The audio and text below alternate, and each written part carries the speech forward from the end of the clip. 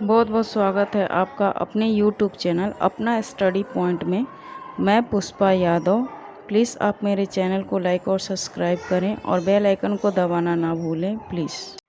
रौलक्ट act देखिए, रौलक्ट act क्या था? रौलक्ट एक्ट एक कानून था जो 1919 में प्रस्तावित किया गया था और इस कानून के जरिए ब्रिटिश सरकार को राजनीतिक गतिविधियों को कुचलने और राजनीतिक कैदियों को 2 साल तक बिना मुकदमा चलाए जेल में बंद रखने का अधिकार मिल गया था। रौलक्ट एक्ट एक ऐसा कानून था जिसे ब्रिटिश सरकार ने चालू किया था और इस कानून के जरिए वो ब्रिटिश सरकार क्या करती थी, कोई भी भारतीय राजनीतिक गतिविधियां करते थे ना, उनको वो कुचल देते थे।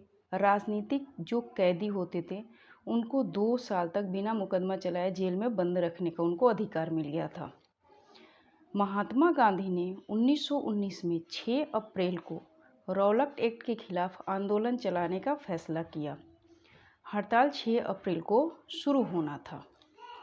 अब रौलक्ट एक्ट के खिलाफ महात्मा गांधी ने आंदोलन चलाने का फैसला किया। विभिन्न शहरों में रैली जुलूसों का आयोजन किया गया। रेलवे वर्कशॉप में कामगार जो लोग थे वो हड़ताल पर चले गए, मतलब रेलवे में कोई भी अब काम पे नहीं जाएगा। दुकानें बंद कर दी गईं। रेलवे व टेलीग्राफ जैसी संचार सुविधाओं के भंग हो जाने से अब रेलवे टेलीग्राफ, जब सारे लोग हड़ताल पे चले गए तो रेलवे टेलीग्राफ जैसी ये जो संचार सुविधाएं हैं ये भंग हो गई। इनके भंग हो जाने की आशंका से भयभीत अंग्रेजों ने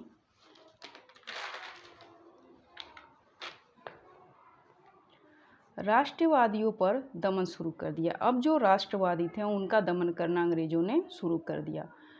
इसी वक्त अमृतसर में स्थानीय नेताओं को हिरासत में ले लिया गया। अमृतसर के जो स्थानीय नेता थे उनको अंग्रेज सरकार ने हिरासत में ले लिया, क्योंकि रौलक्ट एक्ट में था कि आप किसी को भी गिरफ्तार कर सकते हो, बिना मुकदमा चलाए 2 वर्ष तक उनको आप जेल में बंद रख सकते हो। गांधी जी के दिल्ली में प्रवेश पर पाबंदी लगा दी गई थी। 10 अप्रैल को पुलिस ने अमृतसर में एक शांतिपूर्ण जुलूस, मतलब बिना हिंसा के लोग एक शांतिपूर्ण रौलक्ट एक्ट के खिलाफ बिना कोई हिंसा अपनाए अहिंसा के साथ शांतिपूर्ण ढंग से लोग ने जुलूस निकाली, लेकिन उस पर भी उन पर गोलियां चला दी गई थी। इसके बाद लोगों ने जब ये सुना तो इसके बाद लोग बैंक, डाक खानों और रेलवे स्टेशनों पर हमले करने लगे। इसके बाद अंग्रेज सरकार ने मार्शल लॉ लागू कर दिया।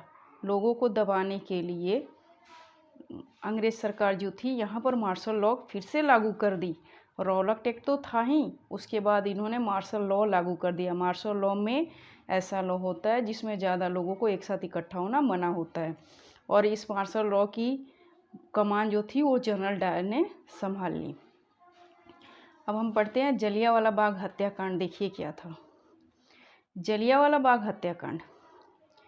13 अप्रैल को जलियांवाला बाग हत्याकांड हुआ था। 13 अप्रैल 1919 में जलियांवाला बाग हत्याकांड हुआ है। 13 अप्रैल को अमृतसर में बहुत सारे गांव वाले सालाना बैसाखी मेले में शिरकत करने के लिए जलियांवाला बाग मैदान में जमा हुए थे। ये सारे लोग, जो बैसाखी का मेला होता है ना, यहाँ शिरकत करने के लिए ये सारे के सारे जलियांवाला बाग अमृतसर में है, ये जगह का नाम है, जहाँ पर लोग मैदान में जमा हुए थे। काफ़ी लोग सरकार द्वारा लागू दमनकारी कानून का विरोध प्रकट करने के लिए एकत्रित हुए थे। उसमें काफ़ी लोग ऐसे भी थे जो रौलक्ट एक्ट के खिलाफ अपने विरोध को प्रकट करने के लिए इकट्ठा हुए थे। लेकिन ये मैदान जो था ना, यह मैदान चारों ओर से बंद था। जलियांवाला बाग जो मैदान था ये चारों तरफ से दीवारों से ना बंद था।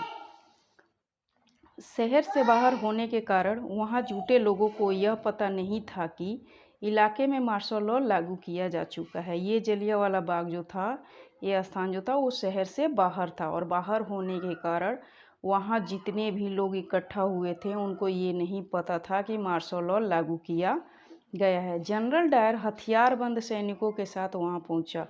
अब जब जनरल डायर को इसका पता चला तो जनरल डायर अपने सैनिकों के साथ हथियारबंद सैनिकों के साथ वहाँ पर पहुँचा। अपने मैदान से बाहर निकलने के रास्ते उसने मैदान से बाहर निकलने के सारे रास्ते को बंद कर दिया। इसके बाद उसके सिपाहियों ने भीड़ पर अंधाधुंध गोलियां चला दी। सैकड़ों लोग मारे गए। बाद में उसने बताया कि वह सत्याग्रहियों के जहन में दहशत पैदा करना चाहता था, इसलिए उसने ये गोली चलवाई। जैसे जैसे जलियांवाला बाग की खबर फैली, उत्तर भारत के शहरों में लोग सड़कों पर उतरने लगे। जैसे जैसे ये खबर सारे लोगों तक फैलने लगी, उत्तर भारत के सारे लोग सड़कों पर उतर गए। हड़तालें होने लगी, लोग पुलिस से मोर्चा लेने लगे और सरकारी इमारतों पर हमला करने लगे। लोग पूरा आक्रोशित हो गए थे। सरकार ने इसे निर्ममता से कुचलने का रास्ता अपनाया। अब जो ब्रिटिश सरकार थी, इन लोगों को कुचलने का रास्ता अपनाया। सरकार लोगों को अपमानित और आतंकित करना चाहती थी। सत्याग्रहियों को जमीन पर नाक रगड़ने के लिए, सड़क पर घिसट कर चलने और सारे साहिबों को सलाम मारने के लिए मजबूर किया गया था। जो भी लोग इसके खिलाफ गए, उनके खिलाफ सरकार ने, ब्रिटिश अंग्रेज ने लोगों को इतना मजबूर किया था। लोगों को यहाँ तक कि कोड़े मारे गए। गांव, जगह का नाम है गुजरावाला, पंजाब में जो है, यहाँ पर अंग्रेजी सरकार ने बम भी बरसाए। हिंसा फैलते देख महात्मा गांधी ने जो आंदोलन चलाया था रॉलैक्ट एक्ट के खिलाफ, इतना हिंसा फैलते देख महात्मा गांधी ने अंत में उस आंदोलन को वापस ले लिया।